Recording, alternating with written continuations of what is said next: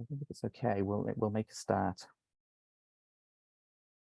So hello, everybody, and thank you so much for joining us for Youth, Peace, Education and Action, Reflections on Policy, Praxis and the Field. The focus of today, if we begin with the end in mind, we really want to do three things together. We want to, one, reflect on the state of the field with regards to policy, practice and research, in particular, youth, peace and security work and peace education. Of course, because of the timing, we don't have all the time in the world to go in depth, but we want to give some broad brush reflections. Secondly, and this is the most important thing, is that we want to showcase youth innovations and perspectives of youth, peace and security and peace education work being done on the ground in different parts of the world. And we'll hear from the young people who are leading these efforts, who tell us in their own ways what they're doing and how they're doing it and how it's impacting others. And then thirdly, we want to engage in a process of future envisioning, thinking about alternative futures. What might these alternatives look like in the future, and what needs to happen to the field to move us along? In a way, we can think of the 2 hours together as a way of looking at the past and the present. So when we say the past and the present, we will be looking at, I will say a few words about the context, try to contextualize everything about this webinar and what is to follow in terms of the amazing presentations that you'll be hearing. Then the main focus, the stars of the show, are young people from Africa, Europe, Latin America, and around the world, who will present some of their work and share some reflections on the challenges and opportunities that they face trying to do this work. So this is the past and the present. After that, we're going to transition to shift to think about the future, to think about how can we take some of our lessons learned and how can we build on some of the lessons learned in the future to try and move the field forward, to try and move youth, peace and security, to try and move peace education and action forward. So that's basically where we're going to. But before doing that, we want to know a little bit about you. So if you haven't done already, please write in the chat your name and where you're joining us from. Because I know we've got lots of people, Sweden, Afghanistan, Canada, UK, Kenya, France, etc. But also, let's do something a bit interactive. We want to see you as well.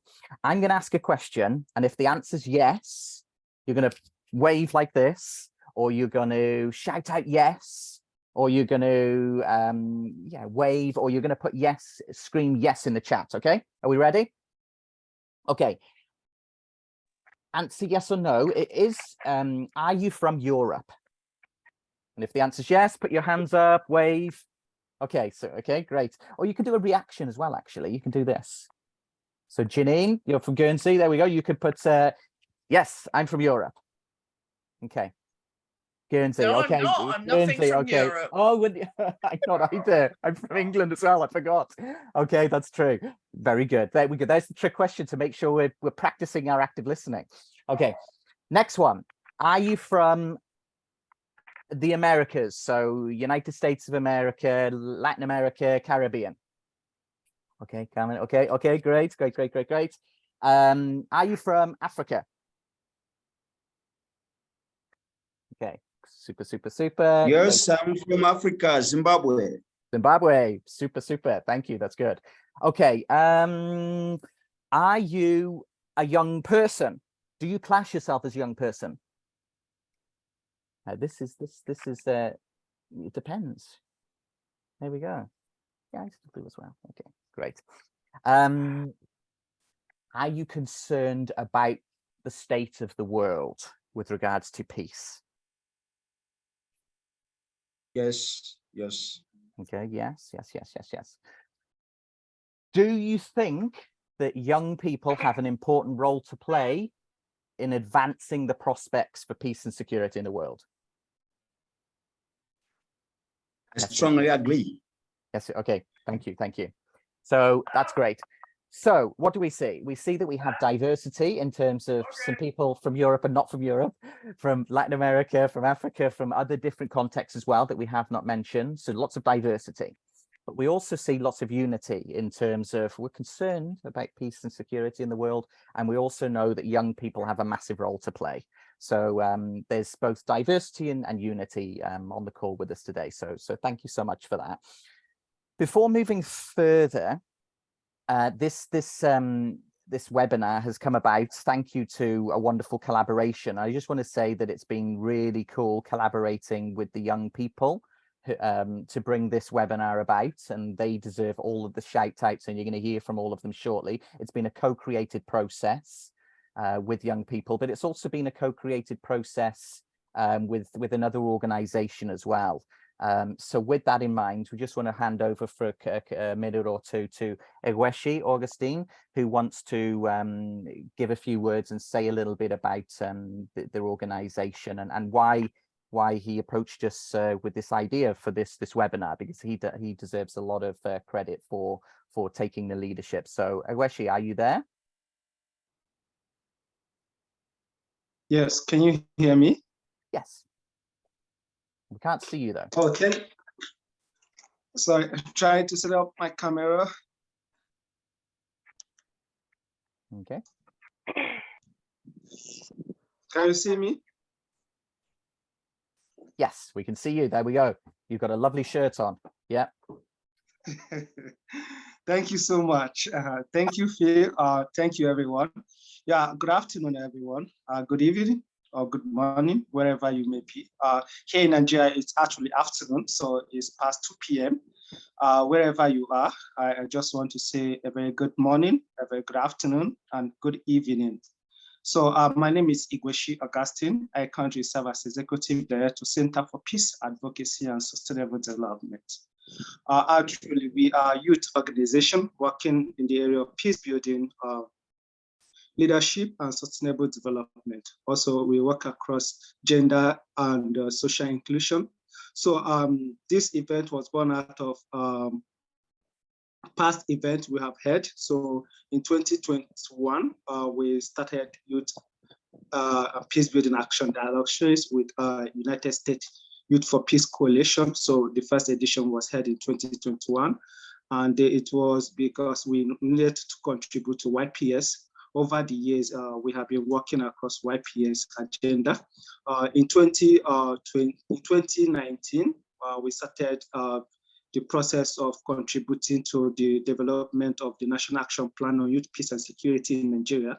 So towards 2020, we proposed to host the first multi-stakeholder youth dialogue on YPS. But due to the pandemic, it was supposed to be a physical event, but it couldn't hold because everything went online.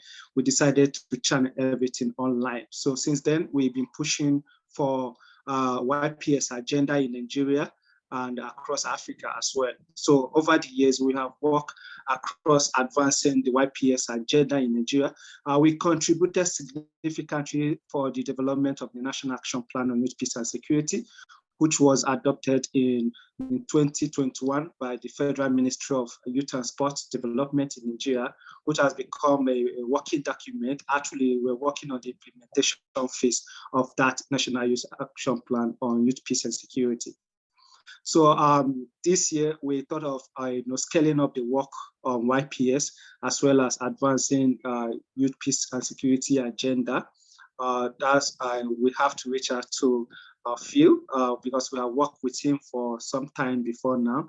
I think last 2 years, we worked with Phil, Dr. Phil on youth peace and education and action series, where we have to get some trainings on a youth education and action series. So it has been a great journey so far. We started long time ago planning for this event, but I must thank Dr. Phil for the effort he put on to ensure that this event be today. I also want to thank World Beyond War for the collaboration. With the help of Dr. Phil, this event is holding today. He put a lot of effort, a lot of energy, conversations, and have to reach out to speakers across different continents. And today we're all here to share various work young people are doing across YPS. So it's my pleasure to welcome every one of you. It's promised to be an engaging conversation. Just stay tuned and hear from amazing speakers across the the world who will be sharing the work they do on YPS. Finally, I want to thank my team for the effort as well. They've been an amazing team supporting the work we do and also promoting the event as well. For everyone who have joined us today, I welcome you all. And also I want to finally also thank Dr. Phil for the effort. He did amazing work to ensuring that this event happens today. So thank you. Let me not forget our speakers. So thank you, our speakers, for being available today to share your work and for us to learn from you as well, because life is a learning journey. So we'll be learning a lot today on YPS and the works that have been done in Latin America, Africa, Europe, and every other part of the world. And for the participants, just share your thoughts, ask questions, and attend whatever that can inspire the conversation and process. Thank you very much. Thank you, Igweshi. Thank you so much. And yes, as Igweshi said, please, if you have thoughts, comments, questions, ideas, etc., please do share them in the chat as you're hearing from the speakers. So for those of you, many of you do know about World Beyond War, so I'll just say a few words. World Beyond War is a global grassroots, and we've got many of our partners on the call here, so thank you so much, because you are the real superstars that are doing the work on the ground. But we're a global grassroots organization with membership in 193 countries, and our work tries to work towards ending the war system and establishing a just and sustainable peace. And we do that through, in a broad way, a focus on education and action, and we'll be touching on that shortly. So thank you to everybody and all of our partners. Many are on the call here today. My task now is to try and contextualize for a few moments the broader kind of idea of youth, peace, education, and action, so as to kind of lay a platform, maybe lay some groundwork for the speakers that we're going to hear next. And Annie-Marie will be the moderator, and we'll be introducing them shortly. But this is one of the arguments that I think we've been making for years, and kind of frames the whole of this webinar. There's no viable approach to lasting peace and security that does not include young people, peace, education, and action. When it comes to young people, already Igweshi and others have already spoke about, there is now something called the Youth, Peace and Security Agenda. But actually the focus on young people and peace building has a long history. If you go back to Gandhi and even before that, there's the famous saying, there's no way of achieving lasting peace without starting with children and young people. So that's always been true. But actually the last 9 years since 2015, the UN has really stepped up its game and brought out 3 groundbreaking resolutions, which basically say that member states and civil society and the private sector really need to improve their work that they're doing and include young people more in peace and security decision making. And action processes. For one, youth involvement, youth participation is a basic human right. We all have a right to be involved in programs and processes in politics that affect our life. So it's a basic human right. But other than that, we now have more young people on the planet than ever before in the whole of history. So if we're not engaging young people as potential powerful peace builders, then they might be, the narrative might focus more so, what it does already actually, in terms of young people as victims or perpetrators of violence. So this is a little bit of context in terms of why it's important. But of course, we have the rhetoric, we have the politics, we have the policies in place with regards to youth, peace and security, such as these global frameworks. We have national plans, etc. Nigeria stand out in terms of the work being done, I would say, along with a few others. But there's a gap between the rhetoric and the reality, the talk and the walking the talk, the practice on the ground. So there's still a lot of work to do. And actually, the second part of this webinar will be thinking through, well, how can we try and move some of this work forward? When it comes to peace, what's the situation with regards to peace in the world? Well, we now know that at least 180 million people died in wars in the 20th century, according to research by the Institute for Economics and Peace. And actually, that's been updated right now. But about 16 trillion is spent on trying to contain the economic impact of violence around the globe. About 10 trillion of that can be attributed directly to war and the war system, which we'd happily speak about another time. 2 trillion is spent on preparing for war and the military. About half of that comes from the US in particular. Put that into perspective, the UN, ourselves, WorldBeyondWar, and others have done research and found, suggested that it would cost about 30 billion to end global starvation on the planet. Here's one of our big campaigns at WorldBeyondWar. 3% of US military spending could end starvation on Earth. And that's backed by a lot of data and a lot of research. What's the result? Well, we see a 340% increase in battlefield deaths in the last 10 years. We're now at a 30-year high in terms of violence around the world. And now we have more than 100 people displaced, which of course, most of that is a direct result of war and the war system. When it comes to promoting the role of young people in peace building, when it comes to challenging war, we need both education and action. I won't unpack this in whole details, but education is necessary but not sufficient. What we need to do is focus on the study of peace as a topic. So it is necessary to learn concepts, to learn ideas, to learn theories with regards to peace. But it's also necessary to take that learning and actually apply what you're learning. So engage young people in the practice of peace building. And that can take place in a workshop where you practice these skills, but even more so, and we're going to hear from Annie in particular later, about, well, what's really the best way of doing it is that people get to learn to do peace building through doing peace building on the ground, not just learning about peace building. There's this famous saying here on the right-hand side that the task is not just to understand the world, but to change it. This is a famous Marx saying. And I kind of take that and say, that's true. We are interested in changing the world for the better, ideally, but people can't change the world until they understand it. So there's the real justification for the interlinkages between education and action. But of course, when we think of peace education, we think of peace building. When we think of youth, peace and security work, actually, I'll go through these one by one. There's some problems and some gaps and some challenges that the field is still facing. There's the massive challenge between those that study peace and those that theorize and those that research versus those that practice on the ground. They're not talking to each other. You know, we really need to get better at combining theory and practice. Objects versus subjects. What do we mean by that?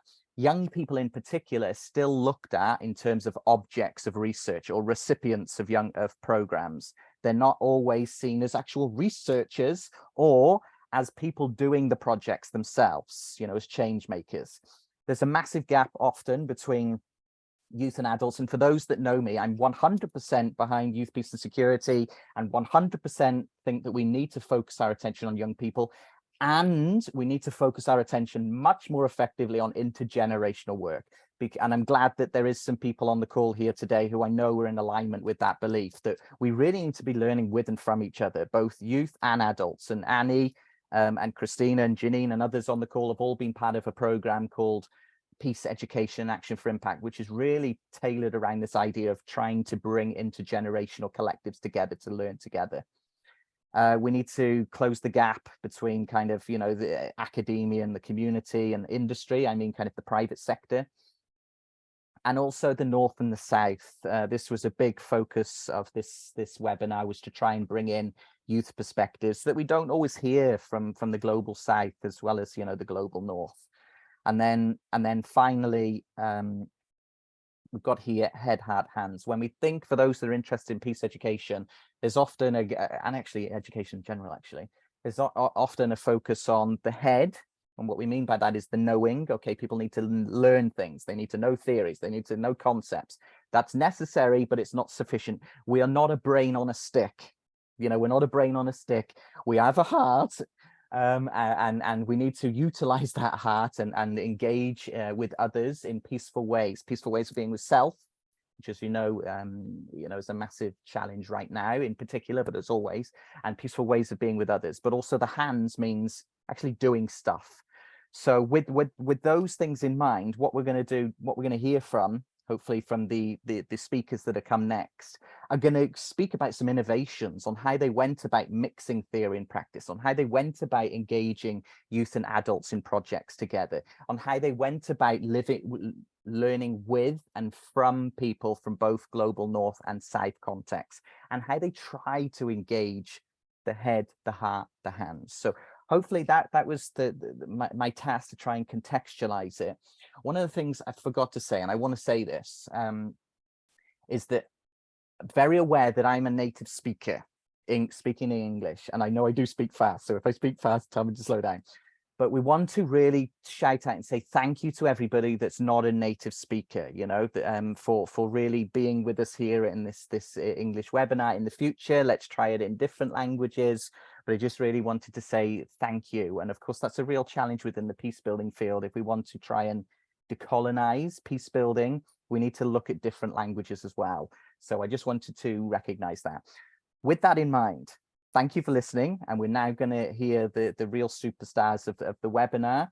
I'm going to pass it over to Annie-Marie to introduce herself to start with. Thank you, Annie-Marie, for working with us. And then Annie-Marie will introduce in turn our 5 wonderful speakers. So over to you, Annie-Marie. Okay. Good day, everyone. Good day. Phil, I must appreciate you for making us understand the reason why you're here today. You gave us a brief background of the reason why you're here today, and I'm sure most of us here have gotten an insight into it.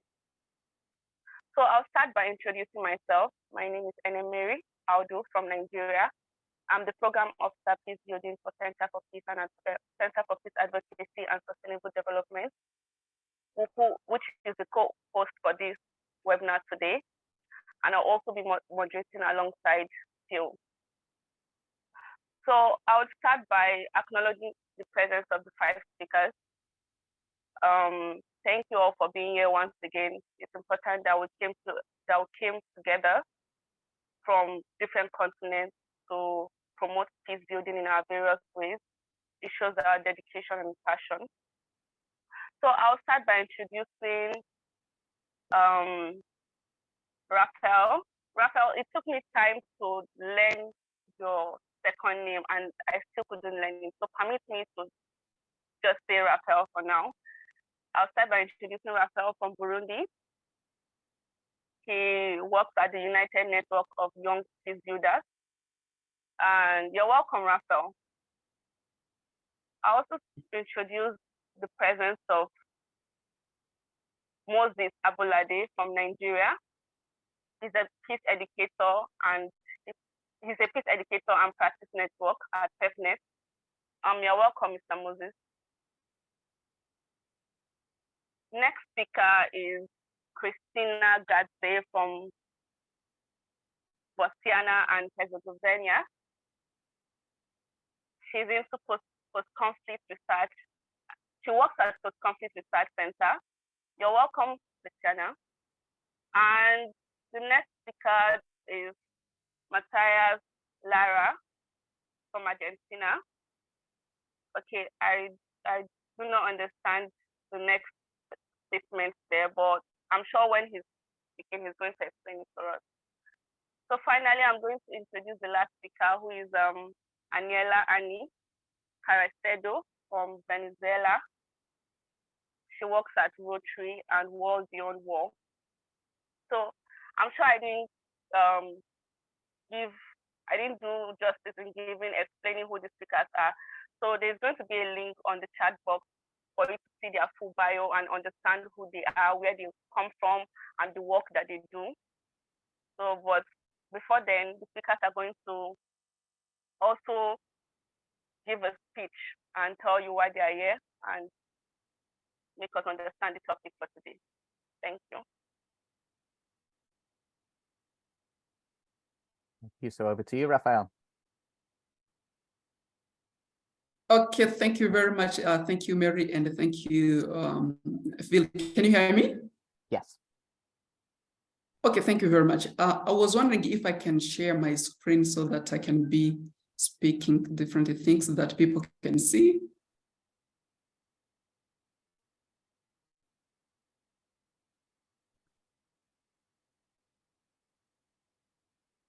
be good now.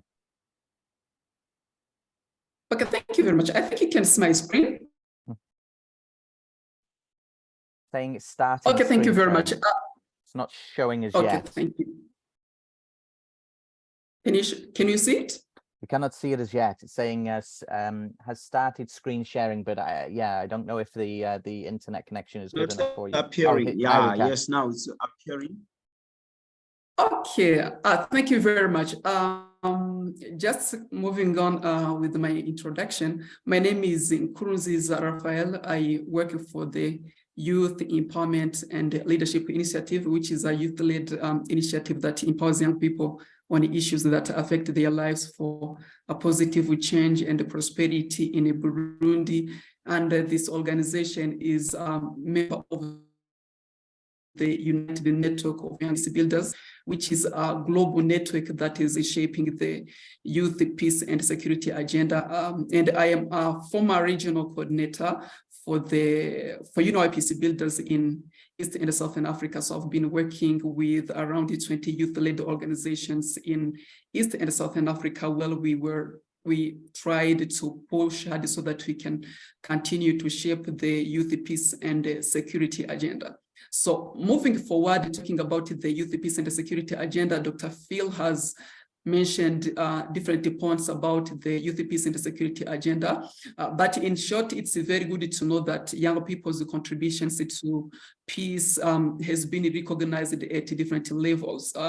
He mentioned about the United Nations Security Council Resolution 2250 adopted in 2015, followed by a number of resolutions and programs and other politics such as the Resolution 2419 and 2515, the Missing Peace, and the other documents. These are the different documents that have been adopted at the UN level. Moving forward to the continental level, we see one of the key documents, which is the Continental Framework on Youth, Peace, and Security, adopted at the African Union level. And there are another number, other documents that have been developed at the AU level.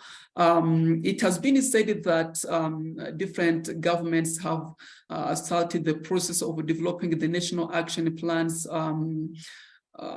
also including all national strategies, depending on how they wanted to move on with the implementation of the YPS agenda. So they have Nigeria has been mentioned, and also including other countries, and Burundi, my country, which is in the process. So moving forward by seeing how the YPS agenda is recognized, we as young people who are working on the ground has made much effort to make sure that the implementation of the YPS agenda, including us, and all of these documents include our needs as young people.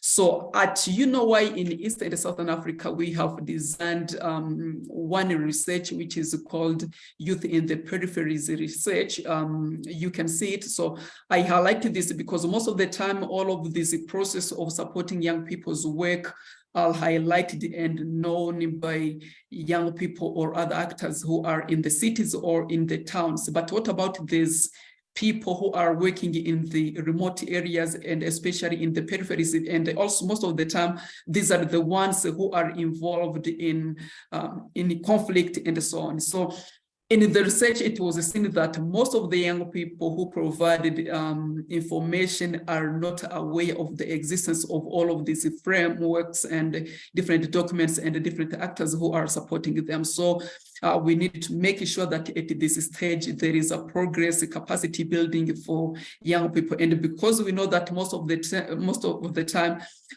they are among them, there are some educated and uneducated young people. So we wanted to make sure that there is a capacity building, and especially providing information through music and theaters. Here, through theaters, we can use one approach, which is called the theater of the oppressed. This is a theater where we play and we find out that people who are informed or who are educated and those that are not educated can learn from each other without considering maybe this kind of high capacities, of being educated or having this diploma. The number two is that considering that there is a recognition of the youth peace and security agenda in Burundi, and with the contribution from the African Union, here I can mention that considering Burundi, the president of Burundi has been nominated as the champion of the youth peace and security agenda at the African level. So we needed to make sure that we all take this opportunity to promote the youth peace and security, and the young people can get a profit of this as young people. So we make sure that we contribute at each activity or each event that is happening at the country level or at the local level, because this is the place where we can contribute and make sure that all of the different documents or communique that are produced involve our needs as young people. So this is what I can say from my side as someone working on the ground to promote young people, youth peace and security agenda in Burundi and also at the regional level. Thank you very much. Thank you so much, Raphael.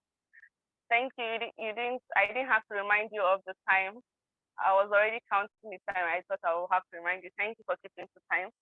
And thank you for making us understand the work you and your organization are doing in Burundi. It's such wonderful work. Please keep it up.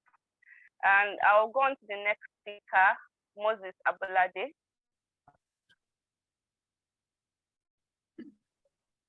Moses, are you on? Hello, thank you. I'm trying to connect with my laptop so I can share my screen, but I'm finding it very difficult, and I'm hoping that is done. Can you hear me? Yeah, please have it in mind that you just have 6 minutes, so that we can keep the time. Hello, can you give me some minutes? I'm trying to connect with my laptop. Maybe you can take your time and we'll move to the next speaker, just to keep the time. Thank you. So the next speaker on our screen is me. Christina. Okay. I wanted to introduce you, but you just made my job easier. Welcome. Thank you. Hello, everyone. Greetings from Bosnia and Herzegovina. Good evening, good morning from wherever you are. Hopefully I will be short and just want to say hi and say that I'm a project assistant at the Post-Conflict Research Center. Besides that, I'm currently involved as a participant of the OAC Scholarship for Peace and Security. Thank you, Phil, for inviting me once again. We have been involved through the World Beyond War program, Peace Education and Action for Impact. A little bit about PCRC. So it's a woman-led peace-building organization and research center dedicated to fostering a culture of peace and preventing violent conflict. Besides that, 10 years ago, it has it started a project, Balkan Discourse, and is now a multimedia platform which gathers youth voices, youth correspondents from all around Bosnia and Herzegovina who write about peace, education, positive examples in society, etc. I don't know if you're familiar with the Bosnia's conflict, but 27 years ago, Bosnia was in war. During the 4-year between 1992 and 95, which with kind of I would say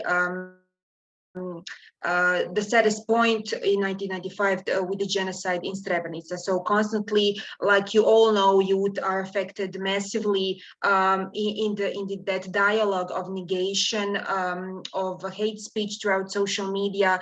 And so I will start by kind of giving out the innovations that we're currently doing in PCRC, and that I can really say that a lot of NGOs are doing the exact same thing, which is really, I would say, beneficial in the NGO environment in peace building in general. So the first innovation that I would mention is definitely local projects and local activities becoming more regional. So as you all know, Western Balkans regions has had similar I would say conflicts, and therefore we need to cooperate in order to kind of promote peace and sustainability in countries.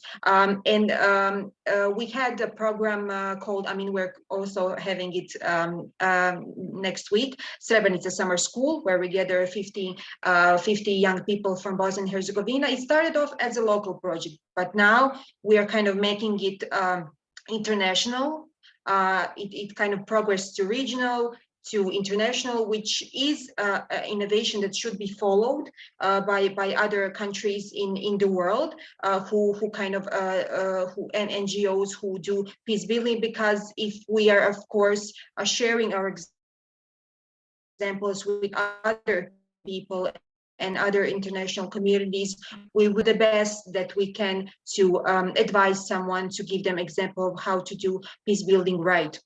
The second thing is that we kind of is the implementation of the peace building education into formal system. Formal education system is really divided in Bosnia, and I assume that's the case in each post-conflict society itself. So we must work toward implementing the YPS agenda and everything that we can regarding peace education into formal education. What we did recently is that we published manual for history teachers, which which focuses on facts from court judgments from the cases from the 90s. So that's the important part and step towards learning history the right way, because it's based on the correct facts. And therefore, students in 2 cantons, because it will be established and implemented in the education system. Yes, please, can I call you back? Moses, please mute your microphone. Sorry. And it was implemented in 2 cantons, Tuzla and Sarajevo canton, which means that students will learn about the right sources, about the past, the right court judgments, and they will be eventually brought up to learning about peace. And so that's the second innovation. The third one is definitely using social media, as we do now, to promote peace education, because as you all know, hate speech is widely spread on social media, unfortunately. Misinformation, denial, negation of genocide, which is really present highly in Bosnia, unfortunately, in some parts of country, and we definitely need to fight it through social media. Multimedia is also a wide aspect that we do use by using video, statements from participants and promoting them, and that's kind of, I would say, live example of what we have been doing. But it's important that we use the things that we already have, like TikTok, like Instagram, not only for social media campaigns, but for sharing what we are doing, because if we're not kind of using what we already have, we will kind of not progress in the right way. Also, another reason and the way of how social media can be used is definitely through collaboration with other NGOs. So recently in Bosnia, we are the signers of the Coalition for Freedom of Expression and Content Moderation in Bosnia. And how does that affect peace? Well, it will definitely, the goal is to create healthy online environment for all citizens in Bosnia, as well as they promote and its goal is to promote peace through digital technologies, especially social networks. So definitely we need to, I would say, involve peace into social media campaigns and work with social media giants in order to prevent hate speech, discrimination, because we can, of course, we can work towards the peace, but if we don't prevent what is bad already in the online environment, in society, that we are not kind of doing it the right way. So we must do the kind of 2 ways approach. And it can be hard, but I think it's worth it. So that's from my side. I hope I didn't take a lot of time. No. Kept the time. Thank you so much, Christina. So 3 things three things caught my attention when you were talking. You said the organization is women-led organization, if I heard you right, which is very beautiful. We are trying to emphasize on that down here in my country, Nigeria. We're trying to make more women participate more rather than just be beneficiaries. We want them to be on the table of decision making in terms of this peace building because they have a lot to offer. And then talking about social media, the use of social media to promote peace building.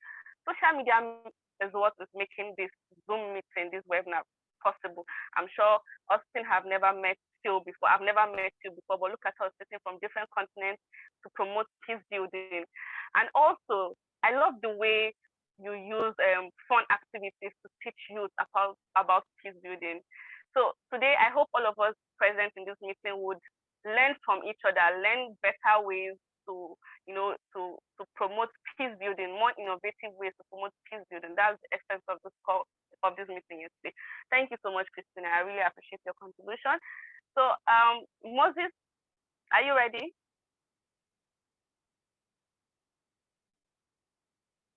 Moses. Okay. If Moses is not ready, I think we'll move to the next speaker.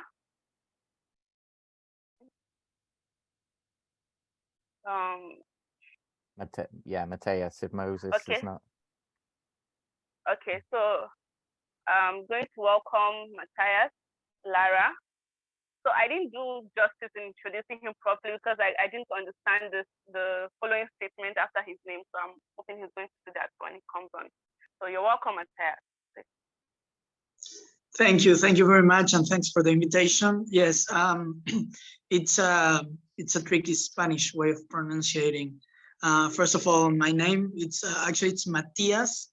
The I actually sounds like an E in Spanish most of the times. And the place I've been working in, it's called Juventudes por la Paz, which it's almost a little translation of Youth for Peace, the movement that the 2250 resolution of the UN Security Council started. Juventudes por la Paz it's a space that we co-created during the pandemic because we understood that there weren't any efforts working in the region in the youth peace and security area, at least not in a regional way of thinking. There are a lot of peace builders in Latin America. Let me say that Latin America, it's the most dangerous place in the world to be an environmental activist. And one of the most dangerous places in the world to be a political activist. Most of the murderers, the highest rate of assassinations of environmental activists happens in Latin America. And most of those assassinations are against indigenous people that are in the front line of defense of the environment and biodiversity of our world. They're the protectors of our biodiversity. So we started this network during the pandemic with a couple of fellows that were working in YPS. One of them is Lani Anaya from Mexico, which I thank her for because she couldn't make it today, and I'm here a little bit of replacing her.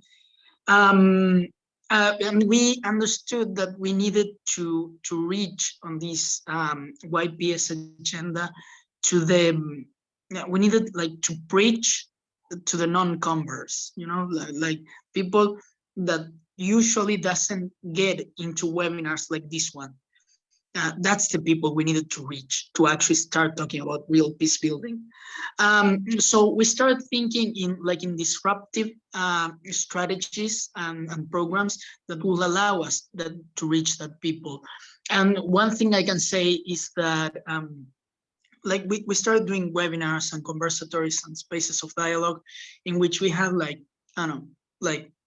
10 to 15 people attending and probably 10 people more watching on Facebook Live, on live broadcasting. And so we started thinking on how to make it different. And one of the many ideas that came out was this rap tournament, this freestyle rap tournament, in which we invited kids and young people from different countries that actually did rap to have the courage to start rapping about things like peace building. and environmentalism and sustainability and poverty and hunger, education, gender equality. And the first one of those sessions, which was like the least crowded one, had 10 times more people attending and watching on social media than the best of the conversatories we did. So we had the perception that we have found something there, because actually what young people wanted was also to have fun, not just to have the perception of trying to save the world. And that's completely natural. I mean, what does young people want more than actually enjoying life? So the trick was how to mix this thing of enjoying life along with trying to save the world, for saying in some big words.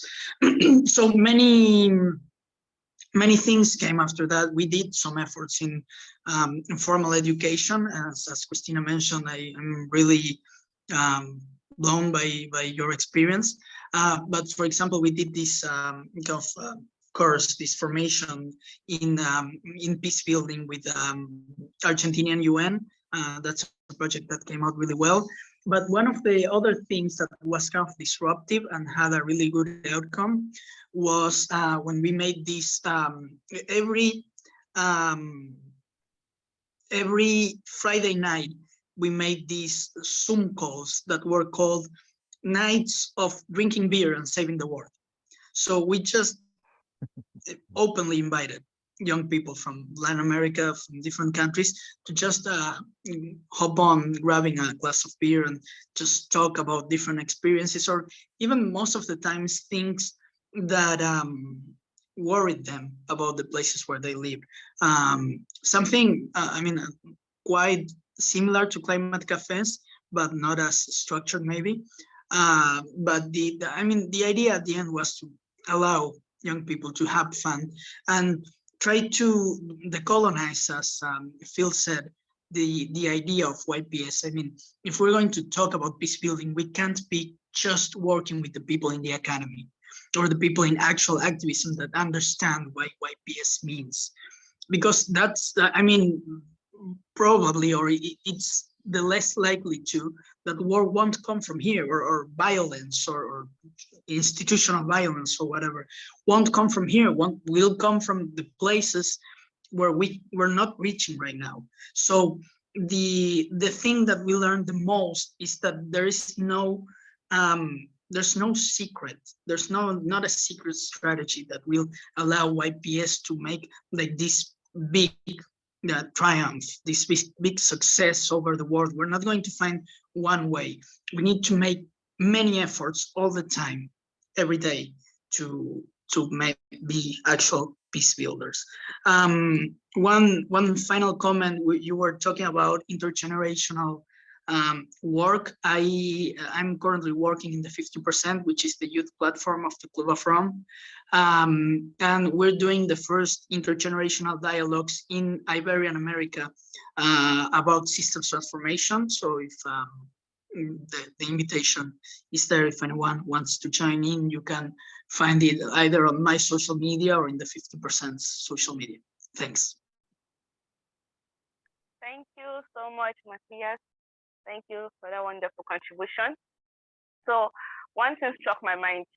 You said the organizations had came about during the pandemic, which is so wonderful, because I can remember during the pandemic, a lot of people were losing their minds. People were at home not knowing what to do. A lot of crazy things were happening, but here you are with some group of persons coming up with innovative ideas on how to make the world better. That's such a beautiful thing to do. And also appreciate the fact that you've recognized that if you must involve youth in peace, you have to look for ways to make peace building attractive to them. You have to look for ways to make it to make them interested in the topic and in the activities. And I like what you're doing. It works for you. It works for your organization. It works for your people. So, and hopefully, whoever is listening right now will also look for ways, because the truth is that youth, hardly will you see youth coming to sit down in spaces like this, you know, to listen or to contribute. But once you make it interesting and attractive for them, you draw them in, and then they'll bring innovative ideas on how to bring more youth into it. So thank you very much for that wonderful contribution. Before I move to the next speaker, please, if you have any question or contribution for the speakers, please drop it in the chat box. Thank you. So I think Moses is ready now. Moses? Yes, I am ready. Okay. Sorry for the, okay, good to see you and good to see everyone. You're welcome. Yeah, and I'm so glad to be here. Sorry for the time and the glitches I have been having. But let's go through it. Innovative approaches used by young peace builders to increase access to peace education and youth peace and security agenda in Nigeria. So I have so much things to talk about, but because of time, I only have 6 minutes. But I want to also appreciate other speakers that have spoken. I've tapped a lot, especially the beer parlor thing. Thank you for that. I think Lyra, I hope I pronounced that well. So, and that's a sense of this kind of engagement, so we can do a lot of integration of knowledge and see what is obtainable, different spaces. To a lot of people, they know me as a peace media specialist. To some people, they know me as a peace building facilitator. Everything is about peace building and looking at innovative way of increasing access to peace education. So this is actually for me, and I'm so glad to be here. So, but briefly, I just have this outline, but I doubt if I'll be able to cover everything. Introduction, innovation in the context of peace, engagement for young people in Nigeria, PEPNET project. PEPNET is the organization I funded in 2018 with other peace builders from the University of Ibadan. We were all students. Okay, let me also share that context because it might also help. We were all students at the University of Ibadan, master's student of the Institute for Peace and Strategic Studies. I was the president of the students' body, and we were in a class, and the lecturer was discussing some things around element of human security, and I could be a very stubborn student maybe. So I asked a question that we have 7 elements, and what about educational security, and what's the place for peace education?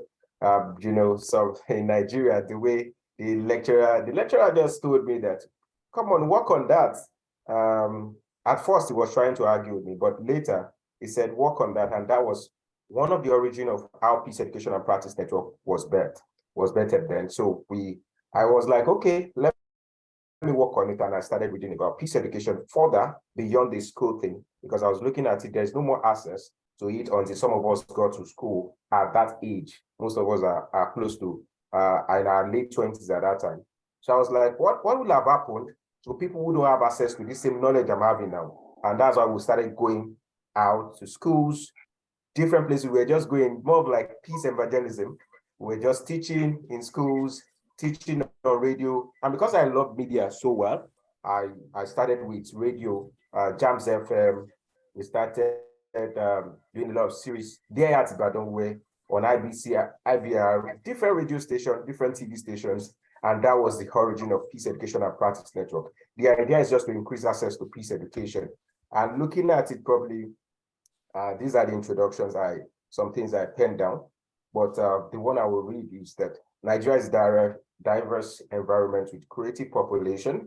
Nigeria population and youth population across the globe are known to be versatile. So when you're dealing with the versatile youth and population, you also need to be strategic in the way you deal with them. In Nigerian, which is also common with other places, but I can only address what I've observed. A Nigerian young person might not be interested in all this jargon in our literature, peer review, and all that. So they are more interested in something that is fun, something that is interesting for them to dance to, something that we enjoy. And that was what gave birth to some of these approaches we are using at Peace Education and Practice Network over time. So what is innovation in the context of Nigeria and youth population as it relates to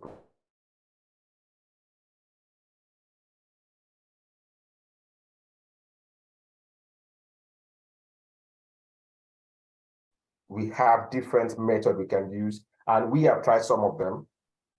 And that's what I'll be dwelling on. We've tried technological enabled platforms We have used media properly. A lot of people know me because of the media I use, because I feature on different television series or different peace media engagements in Nigeria in different TV platforms.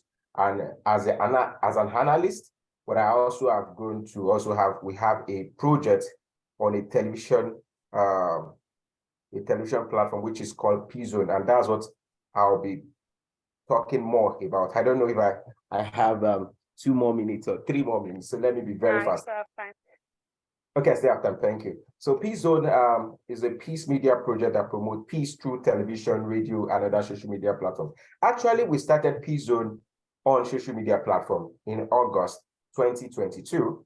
But I did it every day on different platforms. On Mondays, you will see me on LinkedIn.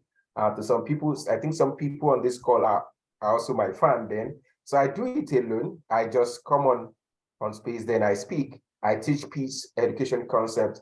So on Monday, you see me on LinkedIn. On Tuesday, you see me on Facebook. On Wednesday, you see me on Instagram. On Thursday, you see me on YouTube. We just post the same content for that week. We post it on YouTube, and on Friday you see me on Twitter Space. So because we discovered that most of the young persons use those media more than the traditional media, well, we now discovered that the quality of those content also matters, because what we don't have enough resources. We're how do I put it? We're a growing organization, so we don't have resources. So what we did, and that's the strategy I want to be sharing. So we sent proposals to TV stations in Nigeria, several of them, but one gave us a yes. So and again, it's just common that when you try to do something, not everybody will accept the idea the same way you're thinking about it. And we have been able, we started their planning, that was November, and we got a yes from Kaftan TV here in Abuja by January. And since then, we started, and fortunately for us, that was so timely to the Nigerian general election. So we have something to sell, telling them that we want to use it to also teach peace so that there can be sustainable peace before, during, and after the election. So the idea, when we were defending it, the management of the TV stations look at it, because we don't have money. We don't have the money. It's that. So what we can do is to tell them what other things we can offer. And by the way, I'm also a negotiation teacher. So I had to tell them some things we think we can offer, like giving them traffic, like engaging them, like also helping them with the. Sorry to cut time. you short. Okay. Time is Yeah, up, right? Okay. Yeah, So I would just, okay. So we've done this. These are some of the things we've done. We've done close to 20 episodes of this project. And currently, the more we do it, the more we get more ideas about how to do it better and what people are looking at, because we are tracking the process, we are looking at it. I would have loved to talk about the peace literature book for peace project, but just look at it. We gather music, poetry, prose. I'm a poet myself. So we have close to 100 pieces of literary works in that book. And we launch it June 12th during the Democracy Day. We unveil it, and we are calling on partnership from different persons to work on this. There's no time to do justice to different other things that I have here, but we have also stepped down the YPS project last year, August 2022 at Pepmet, and we invite other people to join in. I will have also simulate all this with the YPS pillar, but because there's no time, what will I do? I'll just have to end it here and say thank you for having me. Thank you so much, Moses. I can actually, as a Nigerian myself, I can attest to the work you do, because I'm also a beneficiary of your work. Your work has also educated me in many ways. So I must appreciate you for all that you do, for teaching our youth, for teaching us, for teaching me.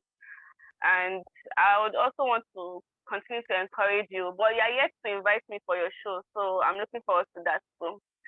All right, thank you. Yeah. I would like to move to the next and last speaker. Aniela. Hello. Are you on?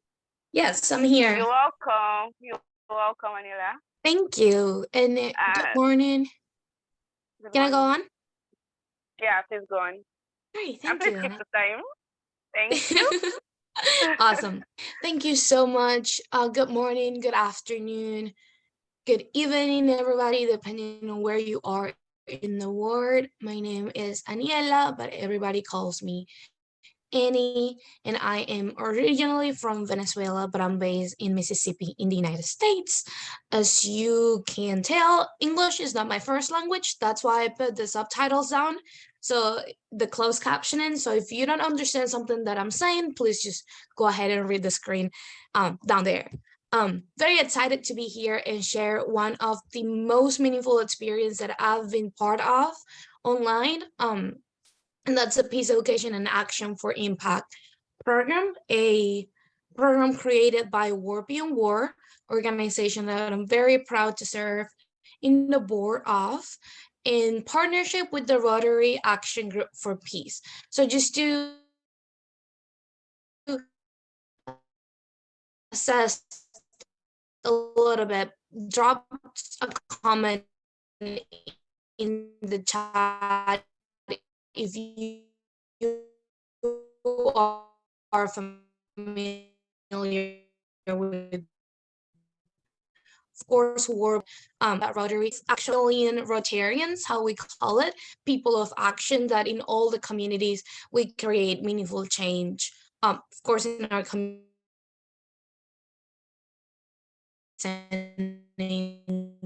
the work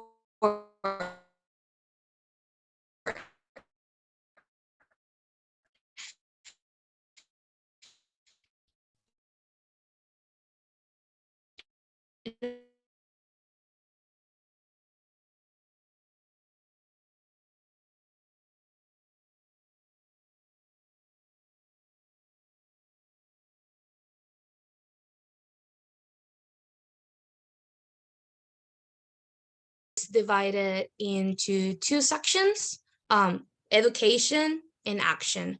The part one was education, so we understood, we got everything that we needed to know. And one of the things that really caught my attention when Fial was first talking about the program was this three-way approach: the heart, the head, and the hands. Because I always complain about traditional education, and it was used knowledge and knowledge and knowledge, and how much can you actually retain. We don't really appreciate reflection and how we connect how we feel with what we know. So that was a very cool approach, and when I first learned about it, I was like, okay, we need to take this down to Venezuela. In this first part, we learned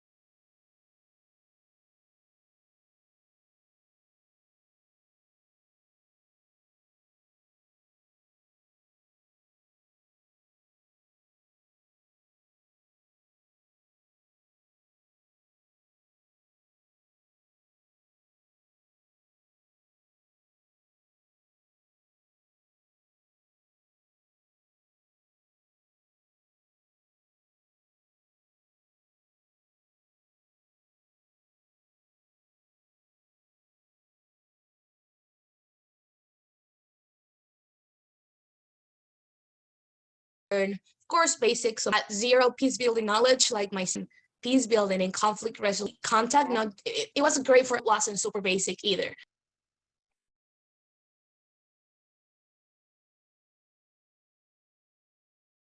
I think there's something wrong with her network. And she doesn't even know. Uh-oh, I'm back. Aniela, there's something wrong with your network. It keeps tripping. What was the last part? Do you know? It was frozen for like 2 minutes. Uh-oh. I don't know. But if we have time, maybe she can like repeat. I think we've heard this you part. Can repeat from here. Yeah. From here, it's okay. What was the last thing that you hear? Sorry about that. I think I didn't hear this. Okay, great. I wasn't there yet. Awesome. So the second part is the part that everybody was super excited about, because we got to actually create, plan, implement, evaluate, and communicate a peace project. So we were country teams.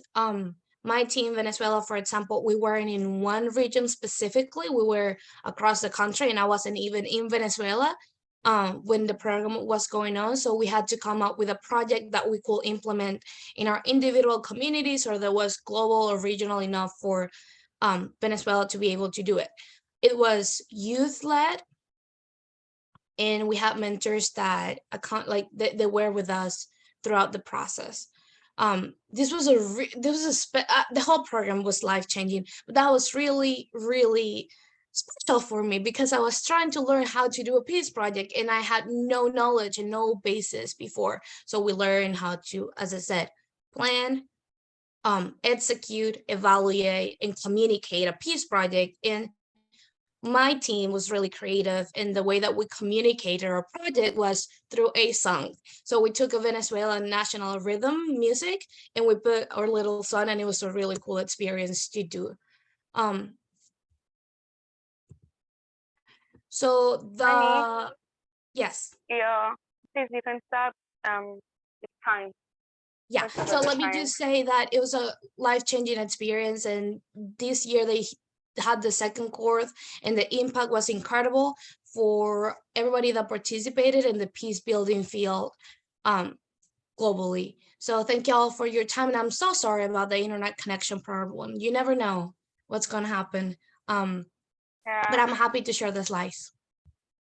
Thank you very much. Even technology is not perfect, so it's fine. Thank you, Annie, for your contribution. I'm glad that despite the fact you said you were inexperienced with planning project, you didn't allow it to stop you. I'm sure from that project going forward, you know better ways to implement more projects. And that was actually a very, very wonderful project. Many people are in love with music. Music captures the soul, the mind, and everything. So thank you for the work you do. Let's keep up. So I see that a lot of you are already connecting with each other on the chat box. Please keep it up. The essence of this program, like I said, is not just to learn, it's also to connect and to collaborate going forward. Thank you to all the wonderful speakers. Thank you for taking our time to be here today. It shows dedication, it shows passion, and I believe that this webinar won't go, the whole essence of this webinar I believe that the whole essence of this webinar is to impact one another, and I hope that we are all getting the knowledge and the experience we'd want to. So I would call on Phil to come and take over from me for a while. Thank you, Annie. Yeah. Thank you. Well, okay, let's show our appreciation to Annie for doing an amazing job for moderating. Here we go. There we go. I'm going to do that one as a reaction. Thank you. Thank you, Annie. Great job. Thank you so much. And please show your appreciation in whatever way you want to with regards to our wonderful speakers. So I'll do this.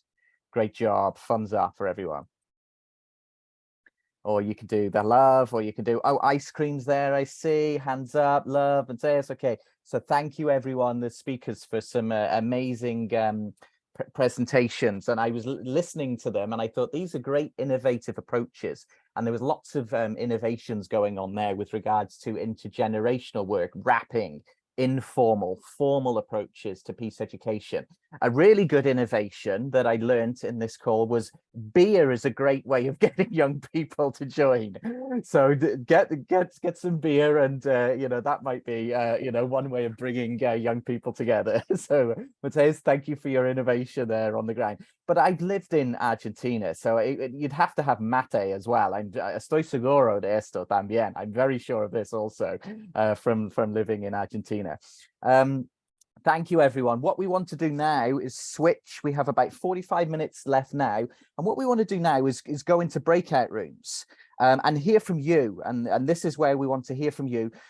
With regards to, okay, where does the field go now? What are some of the areas that we need to develop in? And this links to a bit of research that colleagues and I are working on that we're looking to develop in the future. So your feedback on this next part will be really useful in terms of informing our thinking and the research project and the practice project that we do in the future with some big collaborative partners. In order to contextualize this, maybe it might be better if I show you. I think there's great work being done in youth, peace and security, but there's still a lot of work to do. We need to remember that the field is very much in its infancy. So although there's lots of talk about youth participation, youth inclusion, youth leadership, more recently, great work being done by Search for Common Ground and others around return on investment. This is all brilliant, brilliant, brilliant, brilliant, brilliant work. I think one of the areas of that's perhaps not looked at so far, and which I think merits attention, is the quality of this work. It's one thing to get young people involved and have them participating in peace projects, but that doesn't say that it's good quality work, you know? So I'm curious about, what does good quality youth, peace and security work look like? So with this in mind, we'd love to have your thoughts before we go into breakout rooms to discuss this. I'm going to put this in the chat for us all. Just let me come off this a minute. Please go into the chat now. Hopefully I can share this with everyone and start giving us your thoughts with regards to this question. Well, there's actually two questions on there. What does quality mean and look like in youth peace building work?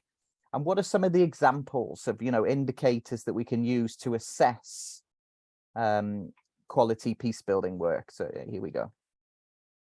So please take a moment just to go in there and just before we kind of break out into breakout rooms to give some thoughts. And there's no right or wrong answer. We're just really curious. For example, you've heard some great presentations that you might get inspiration from, quality youth peace building for me would be where young people are put at the forefront of research, for example, rather than being researched about, they're doing the research themselves, for example. Another example might be, a great example of quality youth peace building work is where it includes young people, but also includes other people as well, such as community, other stakeholders, etc. So we're really interested in hearing from you with regards to that. So I just hope that you can go onto the Padlet and start letting us know some thoughts. And then what we're going to do is go into breakout rooms after with Moses, Christina, Mateus, and Annie as the facilitators to discuss this further. So just take a couple of moments just to do that while I set up the breakout rooms, please.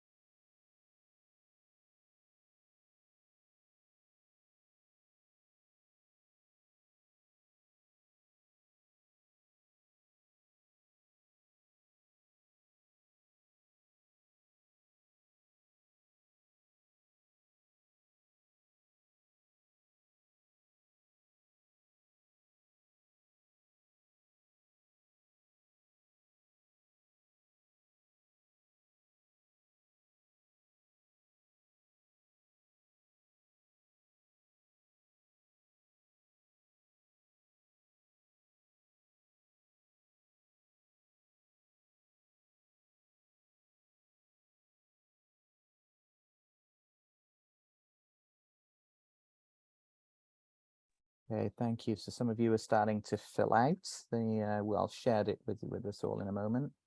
But keep writing if you can. That's great.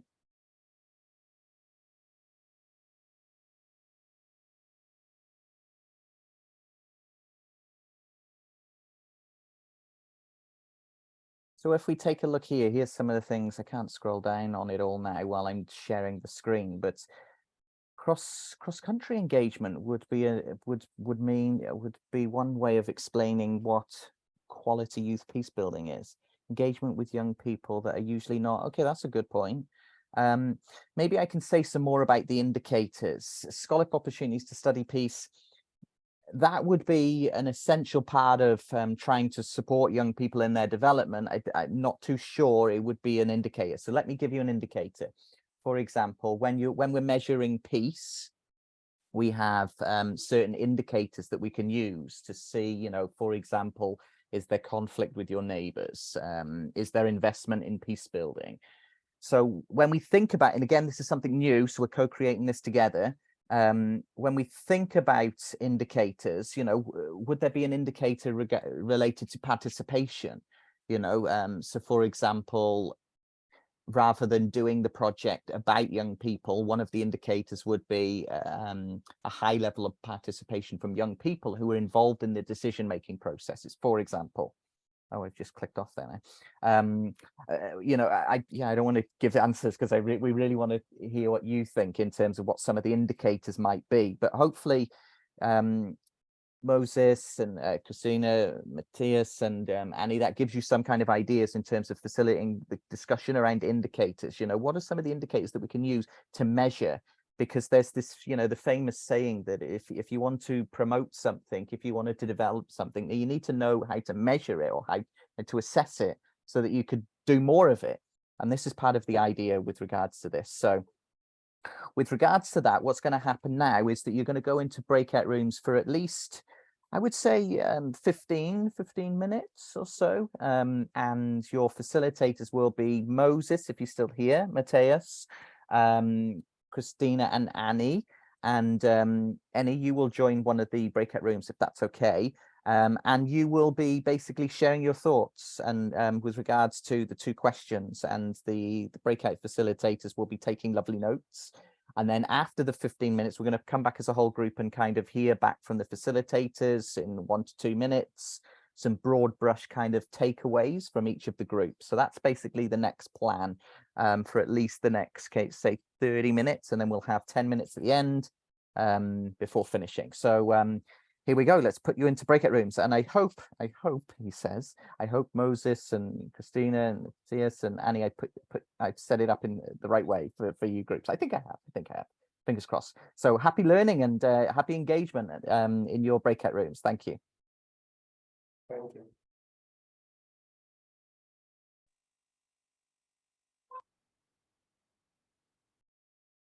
Step or small anyways, they will go to the right direction. But if they don't even have this knowledge, or they don't have imagination about that it's possible, they can look in wrong direction, and like bad habits, etc. will bring. Maybe to make it shorter, the qualities that youngsters should define the problem, and those who are doing the project, kind of the right way. Yeah, absolutely. Yeah, thank you so much. Yeah. So I will definitely mention that. Somebody else who wants to say a few words about what the quality in their perspective means in peace building work, what should be done to kind of promote quality more often in your countries? Gideon or Gideon, I don't know how to pronounce. Yes. Yes, Gideon. I will say I don't have a lot of experience with peace building, but that's okay.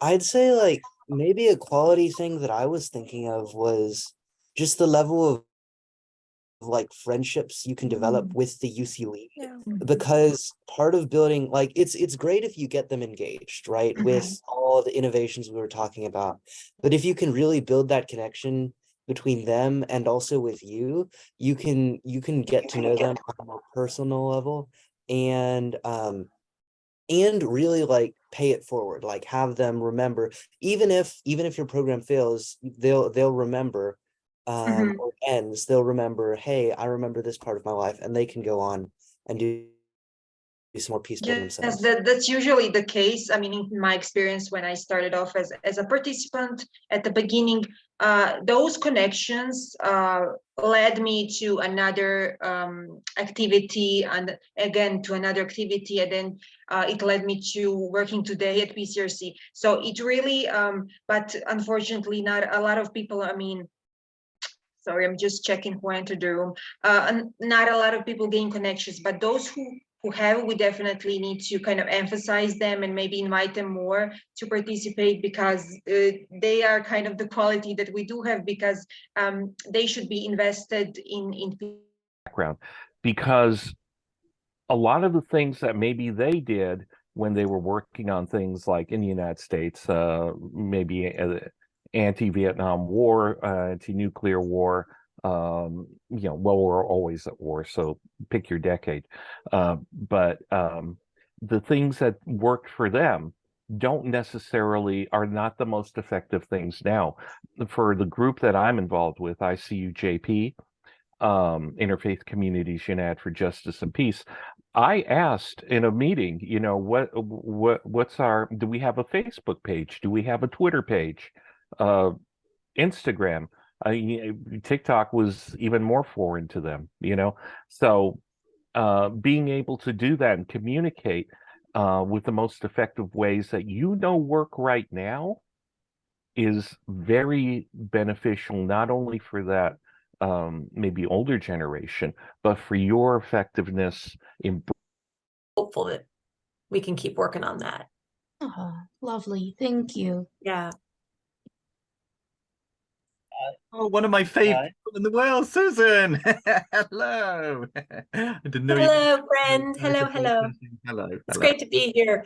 Your students your youth are incredible. They're awesome. Yeah. It's been awesome. Yeah. Yeah, I think Miss Alice. Yeah, I just wanted to maybe highlight an aspect which I think showcase the quality of what it means for me. In recent months, I walk closely with young people from Myanmar and also refugees who are based here in Malaysia. Maybe I just zoom into the Myanmar refugees and the Myanmar young people that I know in Yangon, in China, and in the different parts where they are in so many conflict situation. And that context for me, the fact that these young people have the courage to just go out there and do something with other young people really touched me a lot. For example, it's difficult to cross borders between states, and they actually go into the far-flung villages and as a sign of solidarity, instead of taking up arms, they were planting trees. They were planting hundreds of trees with several villages as part of an empowerment program, as a sign of hope for the other young people who were suffering. So yeah, these recent experiences had inspired me a lot, and I think that's quality. Let's go, Grace, then Wisewar. So like that, in that order, then we come to Shukudi. Then we should hand it there. Let's look at those ones we can take. Grace, over to you. Let's go. Okay, thank you, Moses. So I wanted to talk about youth leadership, but I think it has rightly tackled. And so I will talk about the community-based organization, because look at it from this way: when we're talking about peace and when we're talking about even leadership from the national level, or even to the, like, for example, in Kenya, we have that structure from the national level to the grassroots level. So I think for me, when you're talking about quality and who does a lot of work and who interacts with, because when we're looking at peace, most of the time you realize that these conflicts emerge from the grassroots level, from the villages. So I think the people who are doing a lot of work are the community-based organizations. Talk about the NGOs who subgrants the community-based organizations. And with that, I think there is importance of funding, promoting, and even strengthening these community organizations, because they're the people in Kenya, they're the people who front peace work a lot, especially during elections, even before, during, and after. These are the people who try to educate youth on issues to do with peace. They even try to incorporate the politicians, because most of the time you realize that the politicians use their youth to cause violence, and they even at the grassroots level, look at the rural and the urban setup. You find that at the rural level, where the youth mostly engage in drug abuse, and once they're intoxicated, you know what they can do. So I think my point would be an impact, quality. is starting from the community-based organization, because they're the people who interact with these people going to the national level. Thank you. Thank you very much for that. And I really want, okay, next person, just 1 minute each while we hand the government had to establish a law, which means if you perpetrate hate speech against any other person, you are going to be apprehended. Though it is not really that effective, because in Cameroon, we find it difficult to have a universal definition of hate speech. When you don't, hate speech in my own will not be the same as per your own. So it's difficult to define hate speech. But now we are working bit by bit to see that in our own context, we should be able to see that we mitigate hate speech and holding hands together to develop our own talents, wiping out the mentality that we must just go to school because we want unemployment, because so many unemployed young stars are in the streets of Yaoundé. But at the same time, when you have a talent at hand, you will not go into that violent extremism, like just what is happening with the social-political crisis. It is happening, they recruit young people to hold arms because they had promised that young person that you are going to receive 200,000, you are going to receive amount a day or a month. Just because that person does not know the consequences of what is happening, that person will forcibly go in. He might not have ever had 200,000 a month. When you see that an opportunity to have, you just hold a gun. And you see that you have taken some oaths that as you're going in, either you die in the course of it or you gain your independent country. So that is what we are working on, struggling to see that we wipe out that mentality, because when you don't know the consequence. I'm kind of losing you, David, once. I'm not the only one, right? Right. Okay, but I think we could, well, we have 1 more minute left. Does anyone want to make like one last minute comment you would like us to reflect in?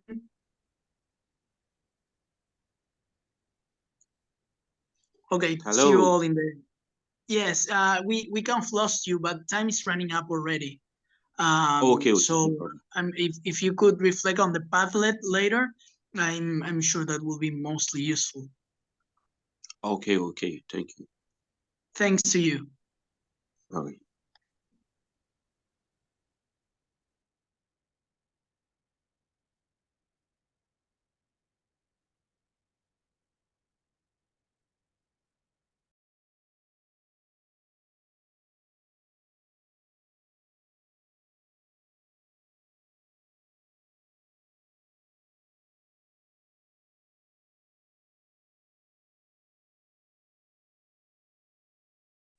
Okay, thank you. So we're waiting for people to join us still. I think a few are still coming in.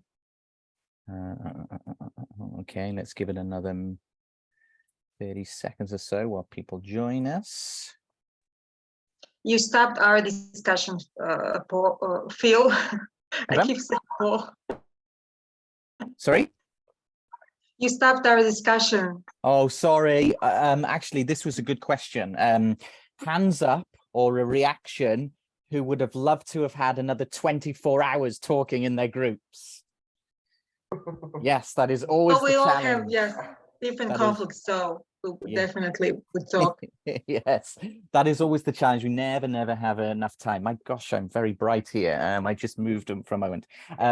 Yes, thank you everyone for kind of trying to go through it as quickly as possible. And it's a difficult subject because it's a subject which hasn't been looked at really, hence why we're thinking of doing a big project on it. So we'd love to hear from each of the 4 groups. And as I was leaving the group, Matthias was saying this actually, if you can continue to put in the Padlet, that would be great. The 4 facilitators, it would be amazing. If I'm just going to listen, I just really want to listen to what you said. And if maybe after the call, if you could put stuff in the Padlet, that would be amazing. Because what we want to do is build something up based on your suggestions with regards to quality. So with that in mind, let me just share the screen a moment as a reminder of what was the questions, Phil, and what were we looking at? And then we will hear in turn, hopefully, can you put your thumbs up if you can see the screen? Can you see the screen? You can. Okay. So Moses, should we go with you first, and then you can give us in 1 to 2 minutes some broad kind of highlights that answers that question. What were people telling you in terms of what does quality mean and look like in youth peace building work? And then the second one, which is probably a bit more difficult, some examples of indicators that might be used as benchmarks to judge good quality youth peace building. Is that okay? Okay, so yeah, I think it's okay, but I'm trying to do some. Oh, you want to read? Okay, sorry, let me share again. Here we go. No, not just that. I'm trying to communicate with my secretary, Otilia, who did a great compilation of the suggestions. Ah, okay. So we actually did we allow everybody to participate and work. So I'm trying to read out something, but I'll be reading from my own end some things. I just hope, okay, what does quality means and look like in youth peace building work, just like we did. Some of the things include proper representation of youth and active participation during peace building processes and democratic engagement. And democratic engagement, a lot of people talk more on during election, how they participate during like most people shared their experiences from Nigerian last election on how youth engagement was increased, and most people also shun electoral violence because of those activities, and the reduction in youth involvement in electoral violence was one of the indicators mentioned. We also have a discussion around increased participation in election and using the right impact measures to determine if they are actually making progress or not. Broadly, because of time, let me just go through some things. Broadly, participation in peace education processes are not just being the receiver of it, is also something that was pushed forward, that young people should be more involved and engaged in such kind of program. While a detailed review should be done when a project is done, there is a need for project review, which has to do with, I'm bringing into this now because I couldn't share that time, which has to do with meal engagement, monitoring, evaluation, accountability, and learning process of those engagements. So detailed review and assessment of peace building programs help us to measure impact if we are actually looking for quality, and that must be done even by the youth themselves, working with other people from other age group or so. And I think one of the last submission really spoke on engaging youth in decent work and employment, encouraging healthy lifestyle and empowerment programs in different capacities, so that youth, when they are occupied with those things, and it can be sustainable over time instead of just going and coming, intervening and going. But if they are well engaged, having a decent work and employment, definitely they will be able to do sustain the process in the long term and shun violence in the long term. I think these are the things I can pick from different submissions. Actually, we have a bunch of them. We could only, and there's like 30% of the hands and the suggestions in the group because of time. Okay, with that, thank you. And thanks to Otilia and other people that are supporting putting this together for me to present easily. Thank you for the team. Thank you. Thank you, Moses. Thank you, Otilia, for the help. And please, anyone that was in Moses's group that's that wants to add to what Moses has shared, please put it in the chat as well. Please, just to kind of augment what Moses kind of shared. As a reminder for those that are going to speak next. Oh, I've sent this to a direct message. Excuse me. I'll put this to everyone now. So here is. There you go. There's a reminder. So next up, Christina, are you okay to feedback, please? Yes, sure. I mean, a lot of people didn't get to speak, but we had really a good discussion. So one of the participants emphasized described the quality as the kind of right definition of problems among project in the process of project implementation. So if they in one of the work, as I understood, they were identifying bullying in schools and people with disabilities. So that kind of violence. So they were kind of working towards that right in the project, which was, of course, bringing the quality up. Another example is that the participant mentioned is the level of friendship that people are gaining throughout the project, because that's a really a good quality, and I think it's a kind of the most often realized. And I shared also my experience, because and he mentioned that we should kind of include those youngsters more who kind of already have networks, who are already kind of making friendships in future projects, because they are kind of good indicators that maybe they can show us what can be done next, which is often the case in Bosnia, I would say. So one participant for Ethiopia mentioned his approach to the local government. So he mentioned that even though it brings a risk, because those kind of people can be portrayed as perpetrators, as something really opposite than the activists. He said that the situation is getting a lot more better throughout the years, and that people can now kind of reach out. That he mentioned that formal education, including kind of activism in formal education, can be really informal, in contacting formal institutions can be really beneficial. Also, one participant wrote in the chat that to cultivate the culture of peace, we must kind of reach out, communicate at personal level. So I don't know what he really meant, but maybe sharing the personal experiences, maybe that's kind of what he thought. Jarvis from Cameroon mentioned that they are kind of working towards working against violent extremism, especially in hate speech, which is legally regulated in Cameroon. So that is really, I would say, similar case in post-conflict societies, because in order to kind of prevent hate speech, it really must be regulated by law, and that's kind of when the quality goes up in projects, and I would say in public space generally. Also, Rafael, he was in my group, so he said that we should include young people from local communities, because we shouldn't be kind of doing these all projects in just maybe in areas where the conflict has been gone, but we should kind of include local communities, and maybe we should implement them in that area. So that's kind of the point. Also, if I misunderstood you, if something is if I said something wrong, please write in the chat, those who have been active. So yes, thank you all for kind of being active, and hopefully we will kind of connect through social media. Thank you, Christina. Yes, thank you. And as Christina said, please write anything else that you wanted to kind of share from Christina's group. Thank you. Matthias, you're next. Por favor. Gracias. Yeah, thanks. Well, first of all, thanks to the amazing people that were in the breakout room with me.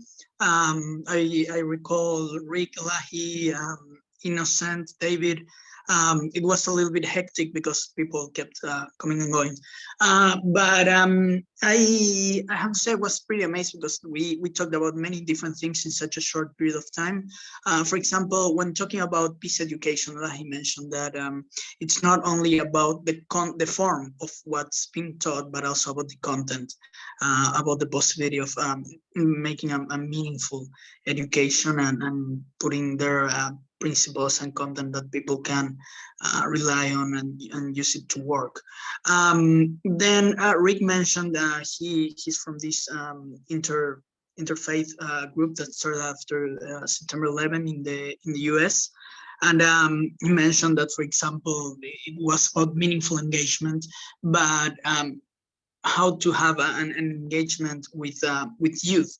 And he recalled on this meeting where they asked if the group that they were working in had any social media, like Twitter, Facebook, Instagram, the places where actually most of the youth relates and interrelates, and not to mention things like TikTok. That's a way for younger people. But so we're talking about meaningful education, meaningful engagement. then Innocent made this whole this whole speech, this whole presentation, this whole talk about working in yourself to be able to work into peace building. I mean, at the end, with the peace, it's the most important thing for us. So when having to work as peace builders, we have to. The ground is what we work in ourselves. One last comment goes about intercultural respect. Like in places where human rights aren't understood as we understand it in Western culture, we should bear those different concepts in mind. I don't want to extend anymore, but thanks to everyone that shared. I'm sure I'm forgetting a lot of stuff, so please share it in public. Thank you, Matthias. Thank you so much. Annie, please, you're next. Awesome. I'm gonna be at first. The breakout room was incredible. It's an incredible, lovely group of people, and I'm very grateful with you guys for sharing your thoughts and your insights. Gonna be very grateful. I got keywords on what does success or quality education, peace building looks like. Not necessarily education, but we talk a lot about education, so that's why I just came before education. But the words were collaboration. It's important to include all the stakeholders, not just young people, but everybody in the conversations, and ensure that everybody has an equal role and that everybody's taken into consideration equally, regardless of where they're from, what's their age, their race, just equality. We also talk about the importance of including peace education and action into the school system, into education in general, not just in college or higher education, but since kids are very, very small, and how's that crucial to have quality education. One of the things that it really hit me personally was that Miss Alice was working with refugees, and she said how the experience that they share, the experience that they live, inspired her to work on peace building. So as a refugee myself, I consider that sharing stories and sharing our successes inspire other people, and learning how to share our stories in a meaningful way contributes with the quality of peace building work. Empathy also came a lot in our conversation, and the benchmarks, it's a little harder to measure success that way, but we talk about how important it is for everybody who works in peace building, and everybody really, to being able to understand their emotions and acknowledge their emotions and how that impacts their work. So yeah, it was a really cool conversation, and we talk about 1,000 other things, but for the sake of time, I'm just gonna go with that and thank everybody for being in the breakout session and in this session. Wonderful. Thank you, Annie, and thank you to Moses, Christina, Matthias, and Annie for the for providing some broad brush kind of takeaways from the discussions that you had. And I just wanted to say, I know they'll be blushing, but many people have been writing to me while the facilitators have been kind of feeding back, saying brilliant things about you all, by the way. So about you, Annie, you, Christina, you, Matthias, you, Moses, in terms of how brilliant your presentations were and how brilliant you facilitated the discussion. So I just want to kind of say that out loud because it's the truth. People have been writing to me, and I just wanted to kind of share the love and say thank you so much for the brilliant work that you've done. You are the real superstars. You are the reason why I have success today. So thank you so much for collaborating and working together. Thank you.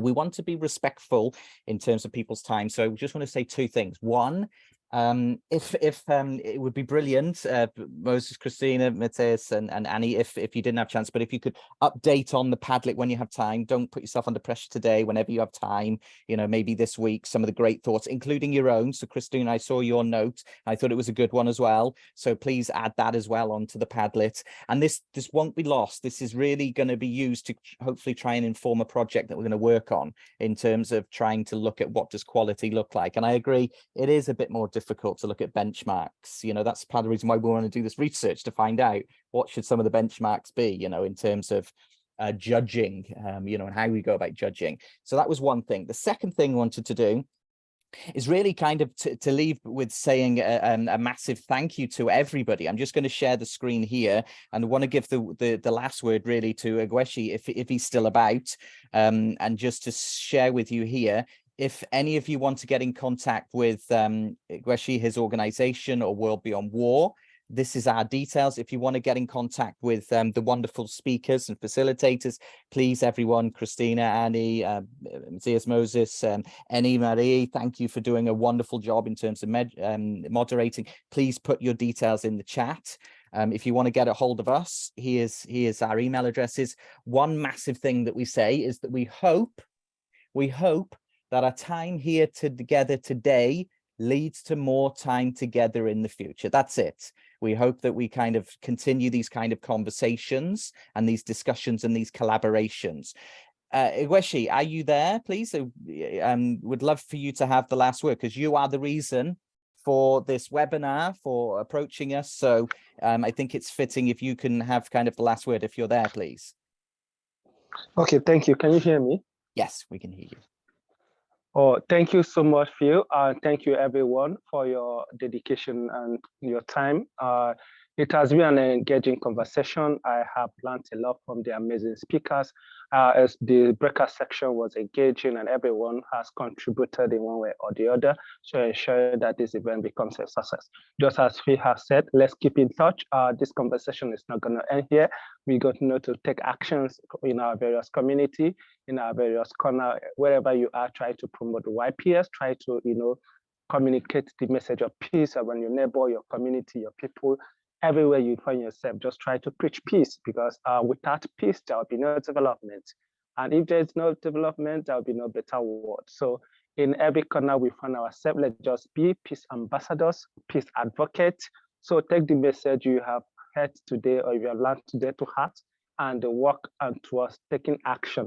As the webinar emphasized, Youth and Peace Building Action Dialogue series. So it's all about action, it's all about peace, it's all about youth, how we can contribute to making the world a peaceful society.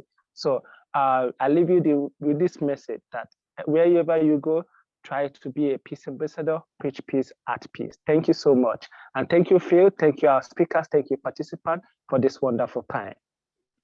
Thank you, our moderator. Thank you, our moderator, Ene. You have done a great job as well. Great job. Yes, thank you, Annie Marie. Thank you, everyone. Have a wonderful day. Thank you so much for joining us, and lovely to see some familiar faces. So we'll be in touch soon. Thank you, everyone. Take care. Yeah, sure. Please do take the survey to enable us understand how we serve you better on this event. So kindly take the survey if you have not done so. Thank you so much. Thank you.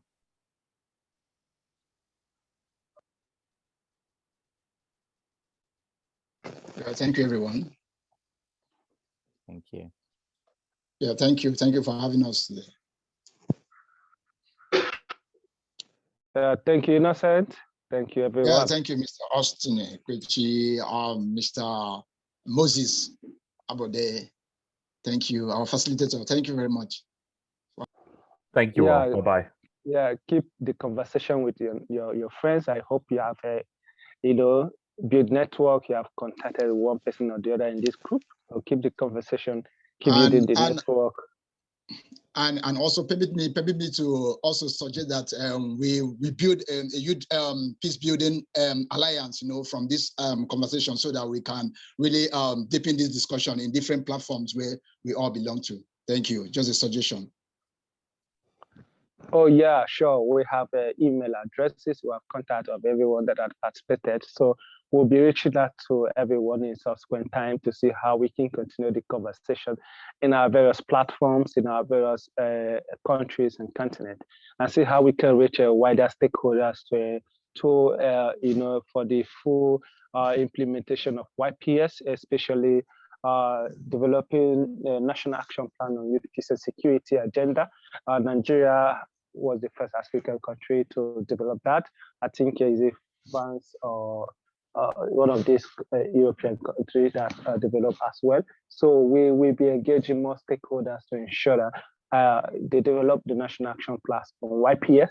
The African country will be also trying to get the African Union on the African Continental Framework on Youth Peace and Security. So there's much work to do. So we will be working hard to ensure that this conversation do not end here.